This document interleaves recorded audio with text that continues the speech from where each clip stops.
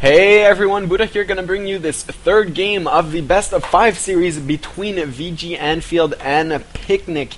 This is from the round of 16 from the Gamecom Open tournament, a free to register tournament with over 1,000 players ranging from bronze to grandmaster, and we are down to 16 players. So these guys have played through a huge player pool, and you know they are good at this point.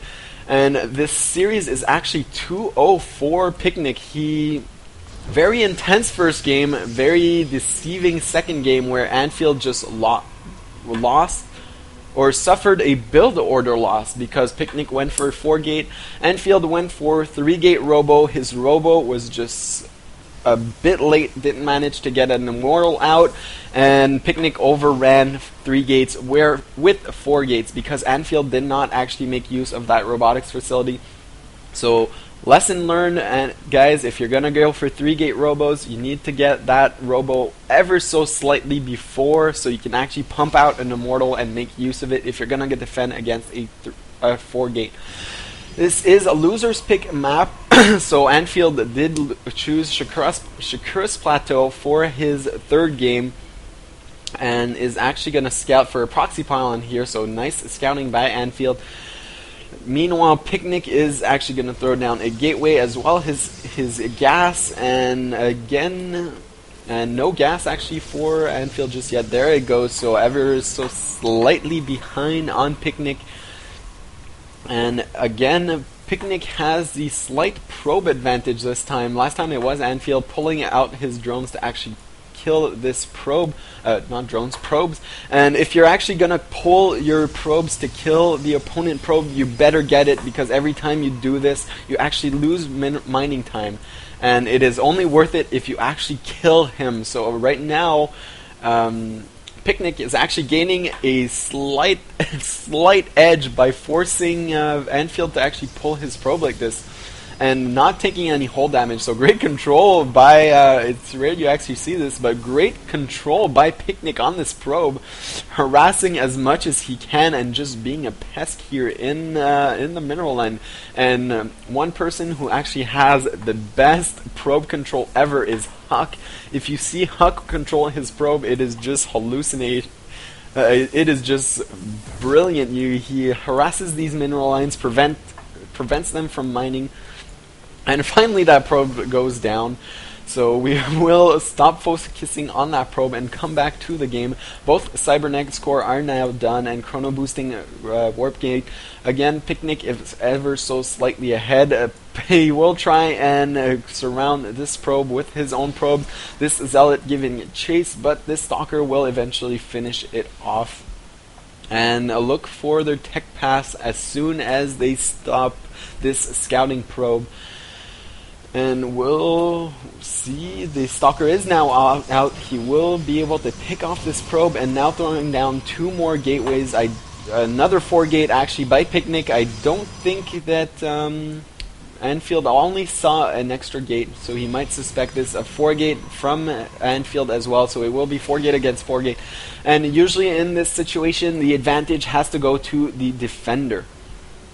And really, it is so close, and the defender, reason why he has the advantage is that obviously he has the high ground, but he also has the option of actually force fielding this ramp, and this pylon will play a huge role at this point if he can actually get it up and force fielding the units up here. But it is a Stalker versus Stalker Zealot versus Stalker Zealot. So actually managing to get a kill off before his opponent. So Picnic suffering a slight loss. Warping in 3 Stalkers on the high ground though. This will be huge, but there are 4 Stalkers, a Sentry, and a Zealot. So really, I have to give the advantage to Anfield at this point. He is focusing down the Sentry, but meanwhile, this Sentry doesn't do a lot of damage and doesn't even have a force field. So really, Anfield does have the advantage at this point. He does manage to pick off a Sentry, but at what cost? He lost a Stalker, not doing as much damage as he could. He lost a Zealot, and now these units are just going to give him chase. He is going to lose these 2 pylons. So really, Anfield is looking in a great position at this point in the game. And what will Picnic try and do? He is actually so far behind on supply. He is behind on harvesters. So really, /Anfield is looking great in this game. He could actually just push forward with his own foregate and try to take this game, but I think that /Anfield, he has been a bit more passive in these games. He is going to throw down a robotics facility and try to pump out an immortal on a single base. I don't know if he's actually going to be able to. That is going to be a lot of units on a single base. He is going to warp in more zealots because that immortal will actually be very gas heavy. He is also throwing down a Twilight Council, so that is a lot of tech for a single base, and I don't know if I agree with this. That is a lot of tech on a single base. You can actually probably pull off one of these two, but both Blink and Immortals is going to be very hard to actually pull off on only one base. He did get the advantage though, so getting an extra advantage on tech is always a good idea. Harvester counts have equaled out right now, and Picnic actually throwing down a robotics facility of his own. He is supply blocked at this point, so this immortal won't do much. These three stalkers are actually stranded here. They are going to be looking for a counterattack after this.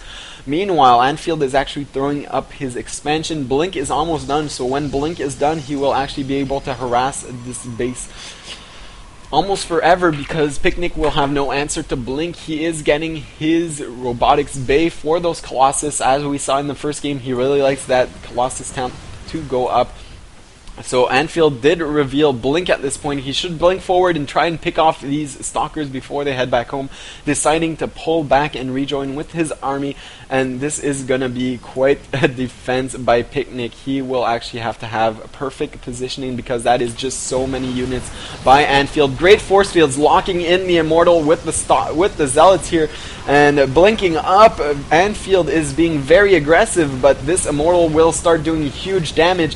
He actually has to focus down the stalkers, and blinking down, losing a lot of stalkers.